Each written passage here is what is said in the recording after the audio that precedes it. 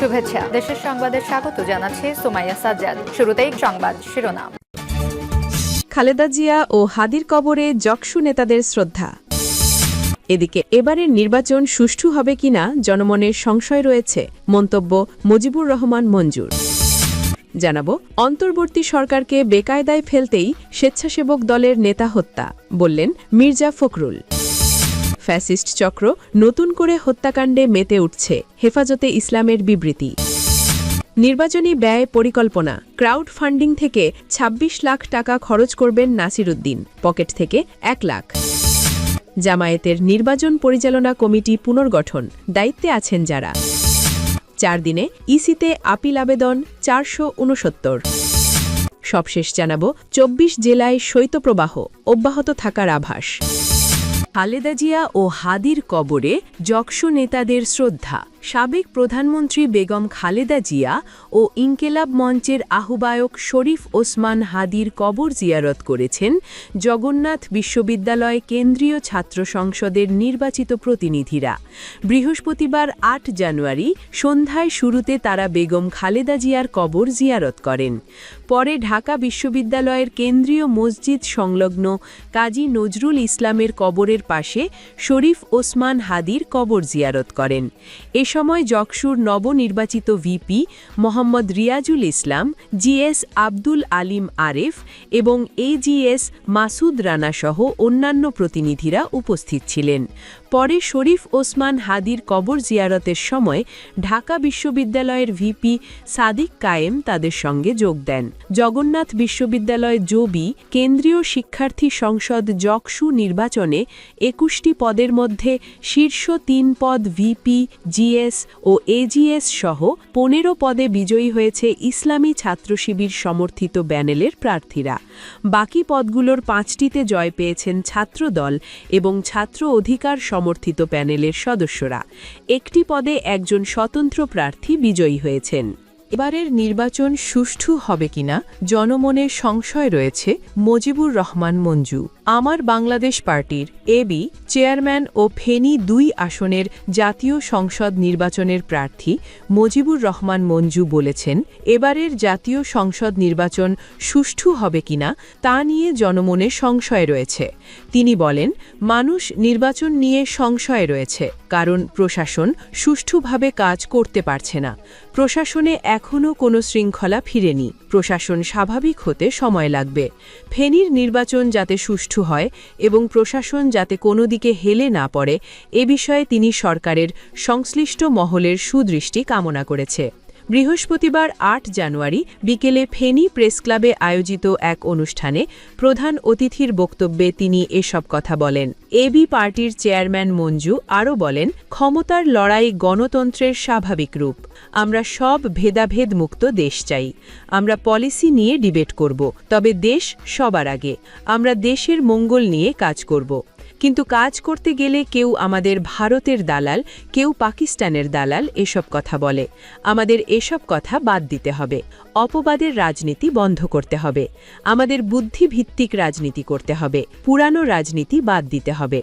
তিনি আরও বলেন, বিএনপি ও জামায়াত দীর্ঘদিন ধরে ফ্যাসিবাদী জ্যাতাকলে নির্যাতিত ও নিষ্পেষিত হয়েছে। এখন একে অপরের বিরুদ্ধে কাদা ছোঁড়াছুড়ি করছে। এটি খুবই দুর্ভাগ্যজনক। কিন্তু আমরা কেউ অপরের সম্পর্কে জানছি না, ভাবছি না। আমাদের এখন দেশ নিয়ে বৃহত্তর ঐক্য দরকার।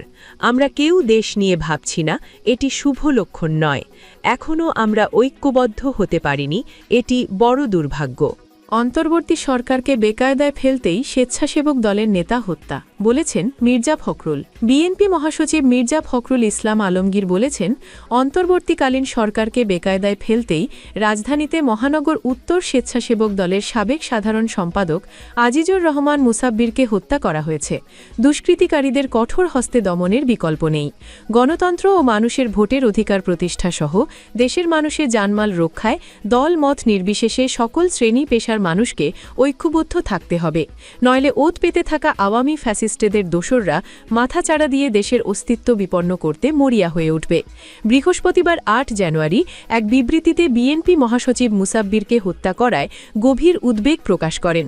এ ঘটনার তীব্র নিন্দা ও প্রতিবাদ জানান তিনি। বৃহস্পতিবার ৮ জানুয়ারি এক বিবৃতিতে বিএনপি মহাসচিব মুসাব্বিরকে হত্যা করায় গভীর উদ্বেগ প্রকাশ করেন। এ ঘটনার তীব্র নিন্দা ও প্রতিবাদ জানান তিনি।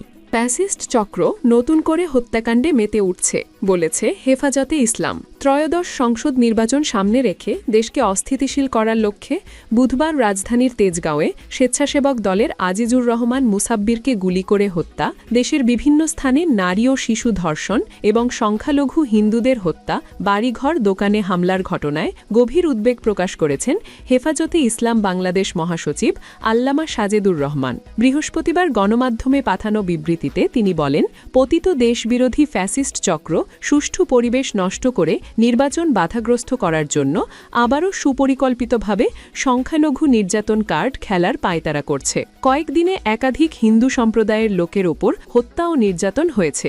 জুলাই যোদ্ধা হাদি ও মুসাব্বিরদের হত্যা করে মানুষের রক্ত নিয়ে হোলি খেলায় মেতে উঠছে।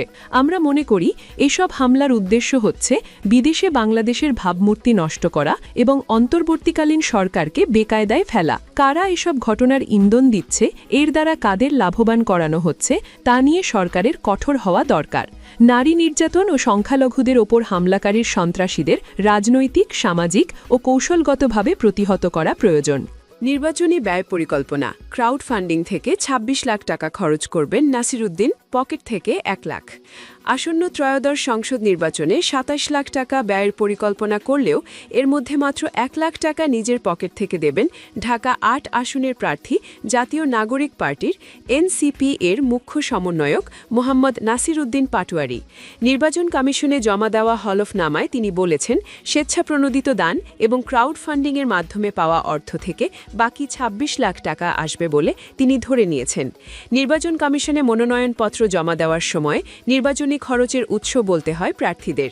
ভোট শেষে কোন কোন খাতে কত খরচ হলো তাও জানাতে হয়। ঢাকা ৮ আসনে ভোটার সংখ্যা ২,৭৫,৪৬৮ জন। নির্বাচনী আইন অনুযায়ী ভোটার প্রতি ১০ টাকা হিসেবে এ আসনের একজন প্রার্থী সর্বোচ্চ ২৭,৫৪,৬৮০ টাকা ব্যয় করতে পারবেন। জামায়াতের নির্বাচন পরিচালনা কমিটি পুনর্গঠন। দায়িত্বে আছেন যারা। ত্রয়োদশ জাতীয় সংসদ নির্বাচন উপলক্ষে জাতীয় নির্বাচন পরিচালনা কমিটি পুনর্গঠন করেছে বাংলাদেশ জামায়াতে ইসলামী। সংগঠনের সহকারী সেক্রেটারি জেনারেল মাওলানা এটিএম মাসুমকে আহ্বায়ক এবং সহকারী সেক্রেটারি জেনারেল মাওলানা আব্দুল হালিমকে সদস্য সচিব করে এ কমিটি গঠন করা হয়। বৃহস্পতিবার ৮ জানুয়ারি গণমাধ্যমে পাঠানো এক বিজ্ঞপ্তিতে বিষয়টি নিশ্চিত করেছেন দলটির কেন্দ্রীয় মিডিয়া ও প্রচার বিভাগের প্রধান এহসানুল মাহবুব জুবায়ের। কমিটির অন্য সদস্যরা হলেন advocate Ehsanul Mahbub Zubair, advocate Muazzam Hossain Helal, Maulana Mohammad Shahjahan, Mobarak Hossain, Mohammad Abdur Rob, AFM Abdus Sattar, doctor Helal Uddin, doctor Nazrul Islam, doctor AKM Waliullah, Khandaker Rashedul Haque, Mu Shafiullah, Abdul Qayyum, Abdullah Al Mamun, ব্রিজে অবসর গোলাম মুস্তাফা, ব্রিজে অবসর শফিকুল ইসলাম, মেজর অবসর Mohammad Yunus Ali, Zahidur Rahman, advocate Atiqur Rahman, engineer Sirajul Islam, Rajibur Rahman Palash, engineer doctor Zubair Ahmed, doctor Hafizur Rahman, অধ্যাপক সাইফুল্লাহ মানসুর, ডক্টর মোস্তফা মনোয়ার, মঞ্জুরুল ইসলাম, জাহিদুল ইসলাম প্রমুখ। 4 দিনে ইসিতে আপিল আবেদন 469টি।